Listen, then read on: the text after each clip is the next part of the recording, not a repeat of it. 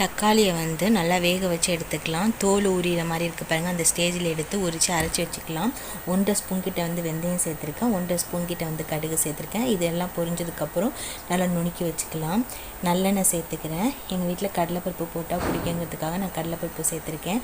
1 spoon கிட்ட வந்து கடுகு, சின்ன துண்டு பெருங்காயக்கட்டி, இப்போ வந்து 10 வரமிளகா, பூண்டு எல்லாம் சேர்த்து நல்லா வதக்கிக்கலாம். கொஞ்சமாக வந்து தனி மிளகாய் தூள் எண்ணெயில் போட்டு வதக்கிப்போம்.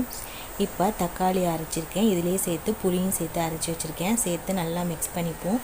இதுக்கு தேவையான அளவு நம்ம உப்பு சேர்த்துக்கலாம். இப்போ வந்து காரத்துக்கு தேவையான அளவு வந்து தனி மிளகாய் தூள் சேர்த்து நல்லா மிக்ஸ் பண்ணிப்போம்.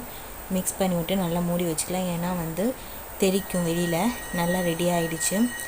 இப்போ எண்ணெயெல்லாம் பிரிஞ்சு வந்துடுச்சு. இப்போ நம்ம நுணுக்கி வச்சிருந்த வந்து பொடியை வந்து இதில் சேர்த்துப்போம். சேர்த்து விட்டு நல்லா மிக்ஸ் பண்ணி விடுங்க. இப்போ வந்து தக்காளி ஊறுகாய் ரெடி ஆகிடுச்சு.